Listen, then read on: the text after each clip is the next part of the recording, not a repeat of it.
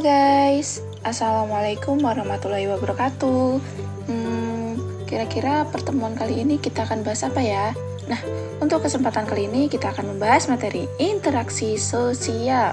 Nah, kira-kira apa sih interaksi sosial itu? Interaksi sosial berasal dari dua kata yaitu interaksi dan sosial. Interaksi memiliki makna tindakan yang terjadi secara dua orang atau lebih yang bereaksi akan timbal balik melalui kontak langsung maupun tidak langsung. Kata sosial itu sendiri berarti mencakup saling berkesinambungan atau bekerja sama seperti halnya manusia merupakan makhluk sosial yang tidak bisa hidup sendiri dan akan membutuhkan orang lain. Seperti yang kita ketahui, sejak kecil kita sudah terlibat dengan interaksi yang berawal dari interaksi dengan ibu, kemudian beranjak berinteraksi dengan keluarga, dan selanjutnya berinteraksi dengan masyarakat, teman sepermainan, dan juga teman sekolah.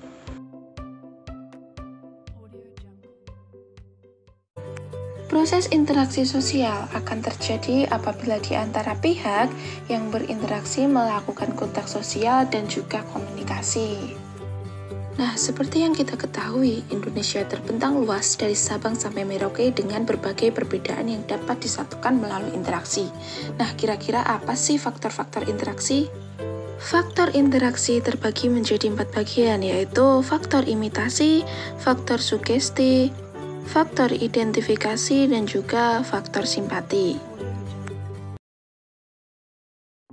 Faktor yang pertama adalah faktor imitasi. Faktor imitasi merupakan proses seseorang mencontoh orang lain atau kelompok.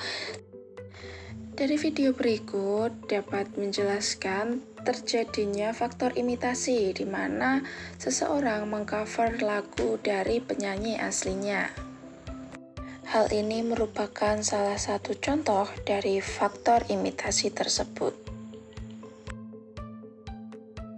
Faktor berikutnya adalah faktor sugesti. Faktor sugesti merupakan pengaruh yang dapat menggerakkan hati seseorang. Seperti yang terdapat pada video ini, di mana terdapat seorang guru yang menarik siswanya supaya siswa-siswinya belajar membaca dan juga menulis.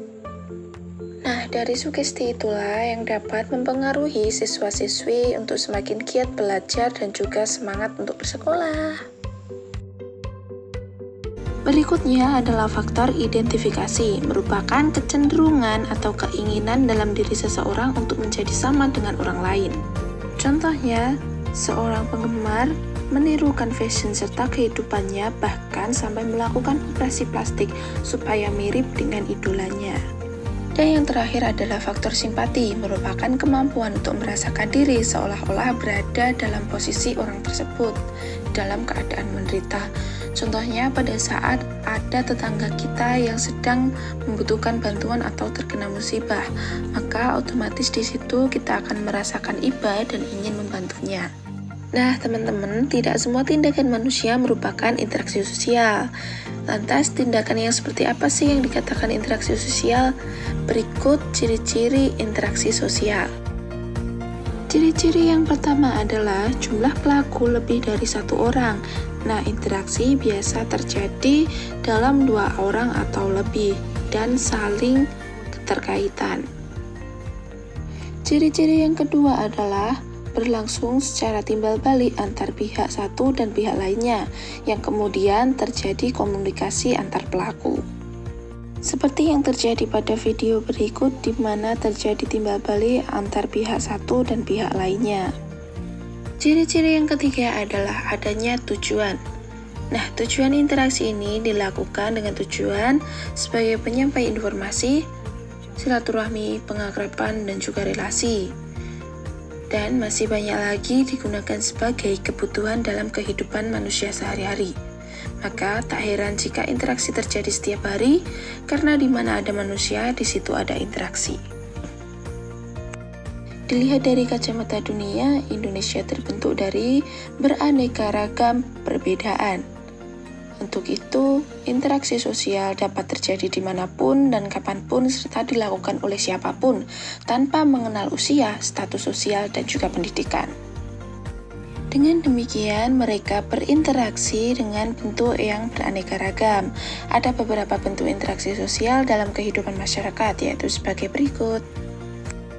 Yang pertama, asosiatif. Proses ini terjadi apabila seorang atau sekelompok orang melakukan interaksi sosial yang mengarah kepada suatu pandangan. Nah, proses ini terdiri dari 3 bentuk. Yang pertama, kerjasama. Kerjasama di sini dimaksudkan sebagai suatu usaha bersama antar orang perorangan ataupun kelompok manusia untuk mencapai satu atau beberapa tujuan bersama.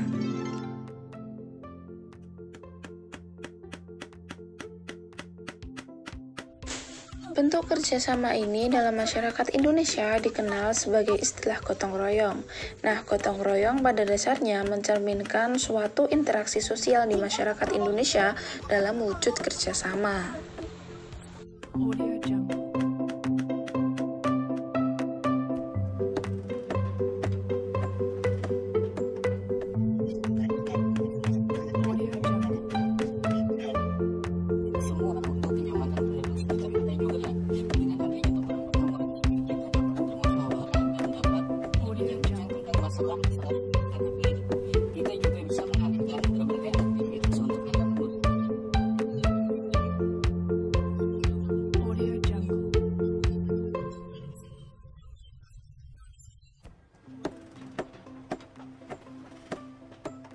Dalam pelaksanaan kerjasama sendiri ada 5 bentuk kerjasama, yaitu yang pertama kerukunan, kooptasi, koalisi, dan juga joint venture.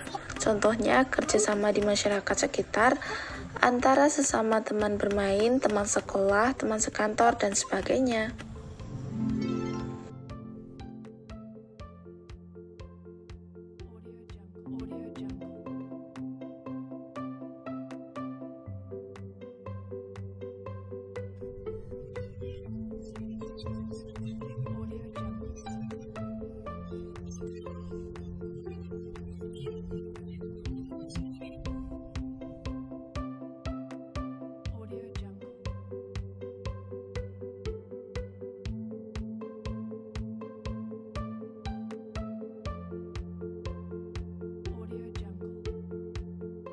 Yang kedua adalah akomodasi, yaitu suatu usaha manusia untuk meredakan suatu pertentangan melalui satu mediasi dengan menggunakan pihak ketiga dalam menyelesaikan pertentangan, kemudian menggunakan toleransi di mana saling menghargai, saling mengerti, saling menghormati.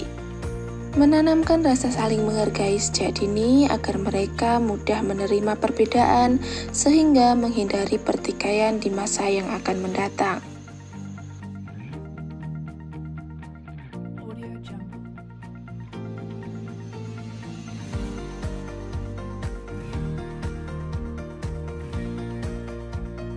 Dan yang ketiga adalah adjudikasi, yaitu peleraian masalah dengan menggunakan jalur hukum di mana lebih tertib dan juga aman tentunya.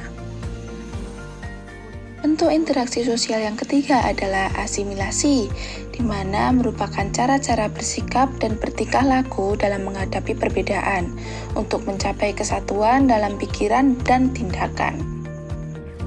Dari tindakan-tindakan yang dilakukan, terdapat beberapa hasil dari asimilasi,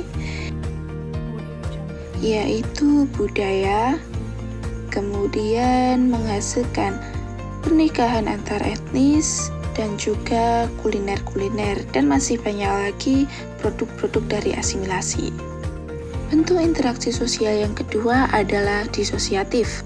Proses ini terjadi apabila seorang atau sekelompok orang melakukan interaksi sosial yang mengarah pada konflik dan merenggangkan solidaritas. Proses ini terjadi atas 3 bentuk, yaitu yang pertama kompetisi. Kompetisi adalah suatu proses individu atau kelompok yang bersaing untuk mencari keuntungan melalui bidang-bidang kehidupan tertentu.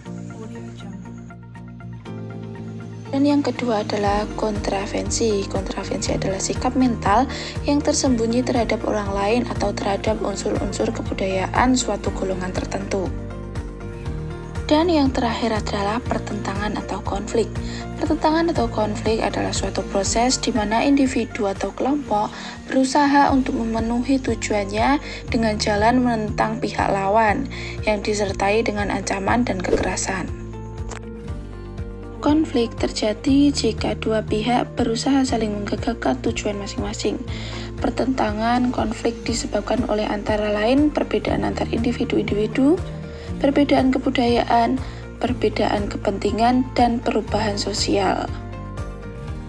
Bentuk-bentuk pertentangan atau konflik yang terjadi di masyarakat seperti konflik pribadi, konflik sosial, konflik antar kelas, konflik politik, dan konflik internasional. Akibat pertentangan konflik, harta benda hancur, kebahagiaan keluarga terampas, dan bahkan nyawa terenggut secara paksa. Pada dasarnya, manusia selalu ingin berkumpul dengan manusia lainnya. Selain ingin bertemu, berbicara, atau ingin melakukan kegiatan-kegiatan lain dengan manusia, melalui pergaulannya di masyarakat, manusia terbentuk sebagai makhluk sosial. Manusia disebut makhluk sosial karena ia memiliki suatu naluri untuk selalu hidup dengan orang lain. Semisal saja, nasi yang kita makan sehari-hari merupakan hasil kerja keras dari petani. Rumah yang menjadi tempat tinggal kita merupakan hasil dari kerjasama para pekerja bangunan atau mungkin tetangga kita yang sudah membantu untuk mendirikan rumah. Nah, dengan demikian manusia harus berinteraksi dengan sesama anggota masyarakat. Bertemunya seseorang dengan orang lain atau kelompok, kemudian mereka saling berbicara, bekerja sama, dan seterusnya untuk mencapai tujuan bersama. Kegiatan itu dapat dikatakan sebagai suatu proses terjadinya interaksi sosial. Dalam hal ini dapat disimpulkan bahwa interaksi sosial merupakan hubungan-hubungan antara orang perorangan, antar kelompok manusia, maupun antar orang perorangan dan kelompok manusia. Dalam interaksi sosial, hubungan yang terjadi harus dilakukan secara timbal balik oleh kedua belah pihak. Yang artinya, kedua belah pihak harus saling merespon. Jika yang satu bertanya, maka dia menjawab. Jika diminta bantuan, dia membantu. Jika diajak bermain, dia ikut main. Dengan demikian, interaksi sosial adalah hubungan yang terjadi antar manusia dengan manusia yang lain, baik secara individu maupun dengan kelompok. Untuk itu, tetaplah berinteraksi sesuai dengan nilai-nilai norma yang berlaku dalam kelompok masyarakat.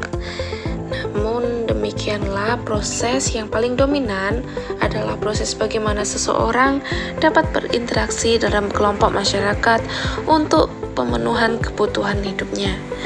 Kita tahu bahwa seseorang tidak dapat hidup sendiri di muka bumi ini. Bagaimanapun juga, kehidupan selalu harus bergantung kepada orang lain di sekitar ataupun di lingkungannya.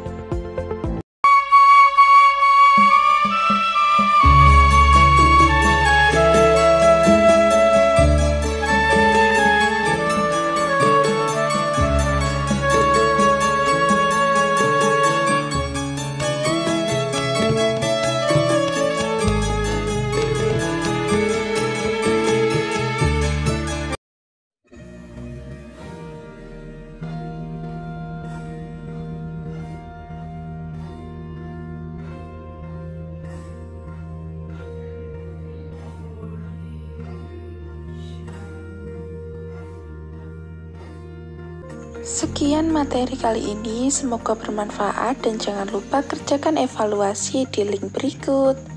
Selamat mengerjakan.